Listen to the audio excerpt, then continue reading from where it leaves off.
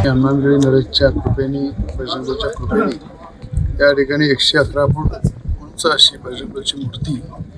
या ठिकाणी पूर्णत्वात येत आहे आणि दरवर्षीप्रमाणे हनुमान चालीसा पठण या ठिकाणी केलं। संपूर्ण अमरावती शहराचे भक्तगण इथे येतात, सामूहिक हनुमान चालीसा पठण होते आणि मला असं वाटतं आज हनुमान जयंतीच्या निमित्ताने सगळे एकत्र येऊन बजरंगबलीच्या चरणी जे संकट आपले समर्पित करून आपण एक नवीन शक्ती नवीन ऊर्जा घेऊन पुन्हा कामाला लागतो आणि हनुमान चालीसाचं पठण या ठिकाणी सगळ्यांनी सामूहिक करून पुन्हा एक चांगली शक्ती, चांगला एक विचार, चांगले प्रार्थना बजरंगबलीला केलेली आहे आणि मला असं वाटतं या महाराष्ट्रामध्ये येणारं जे संकट आहे ते बजरंगबलीच्या कृपेने मुक्त होईल। ज्याप्रमाणे आज राज्याचे मुख्यमंत्री देवेंद्र फडणवीसजी या राज्याला पुढे नेण्यासाठी जे काम करत आहेत त्यांना सुद्धा शक्ती मिळो आणि पूर्ण ताकदीनं हे राज्य पुढे जावं आणि येणारं जे संकट आहे आता जे इराण आणि अमेरिकेचं जे चालू आहे त्याच्या माध्यमातून जे आपल्या देशालाही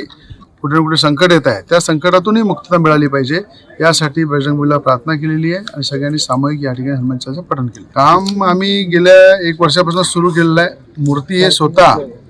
ही माझ्या स्वनिधीतून या ठिकाणी उभी झालेली आहे। या ठिकाणी राम मंदिराचे भव्य या ठिकाणी काम सुरू होणार आहे आणि राज्याचे मुख्यमंत्री देवेंद्र फडणवीस साहेबांनी 121 कोटी रुपये या सगळ्या विकास आराखड्याशी दिले। त्याबद्दल हनुमानगडी या परिसरातल्या सगळ्या जनतेच्या वतीनं, महाराष्ट्र जनतेच्या वतीनं या ठिकाणी हनुमान चालीसा ट्रस्टच्या वतीनं राज्याचे मुख्यमंत्री देवेंद्र फडणवीस साहेबांचे आभार व्यक्त करतो की त्यांनी ज्या पद्धतीनं या हिंदू विचाराचं राज्य, श्री राम भगवंताच्या विचाराचं, छत्रपती शिवाजी महाराजांच्या विचाराचं, डॉक्टर बाबासाहेब आंबेडकरांच्या विचाराचं हे जे राज्य आहे या राज्याला पुढे नेण्यासाठी ज्या पद्धतीनं धार्मिक स्थळाला हे सरकार साथ देत आहे, धार्मिक स्थळाला मोठ्या प्रमाणात पुढे आणत आहे, हे मला असं वाटते की हे देवेंद्र फडणवीस सारखे मुख्यमंत्रीच करू शकतात, हे सरकारच करू शकते आणि हे साक्षात हनुमानगडीच्या रूपामध्ये निधी देऊन त्यांनी दाखवलेलं आहे। आणि मला असं वाटतं की ज्यांनी हनुमान चालीसाला विरोध केला, ज्यांनी हनुमान चालीसाचा विरोध करून या राज्यामध्ये आपल्या धर्माचा द्वेष करण्याचा प्रयत्न केला, अशा मुख्यमंत्र्यांची परिस्थिती काय झाली हे तुम्ही पाहिलेली आहे। आणि मला असं वाटतं येणाऱ्या काळात ते स्वतः येऊन मूर्तीचं लोकार्पण आम्ही देशाचे गृहमंत्री अमित शहाजींच्या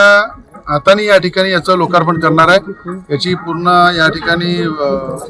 हनुमानगडी या परिसरामध्ये राम मंदिर आणि हनुमानगडीचं उद्घाटन करणार आहे देशाचे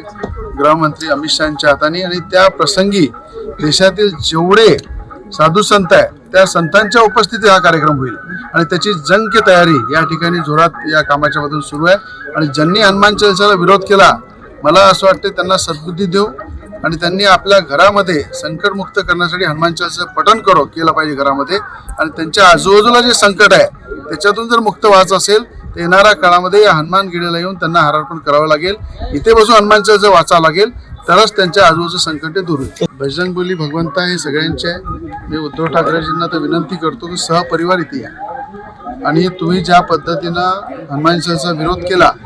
आणि त्या विरोधातून मोठ्या प्रमाणात तुमच्या आजूबाजूचे संकट आले, कोणतं तुमचं साम्राज्य उद्ध्वस्त झालं, हे कोणी केलं? हे हनुमान चालीसाचा विरोध केल्यामुळं या ठिकाणी बजरंगबलीचा विरोध केला, श्रीराम भगवंताचा विरोध केला। म्हणून आम्ही म्हणतो जो श्री राम का नाही, जो हनुमान का नाही, वो किसी काम का नाही। म्हणून या ठिकाणी मोठं उदाहरण या राज्यामध्ये आपण पाहिलेलं आहे आणि त्यांच्या पूर्ण कुटुंबाने येऊन इथे हनुमान चालीसा पठण करावं, हनुमानगडीला येऊन या ठिकाणी बजरंगबलीला हारार्पण करावं आणि ज्या पद्धतीनं त्यांच्यावर आलेलं संकट आहे निश्चितच या ठिकाणी आल्यानंतर ते दूर होईल।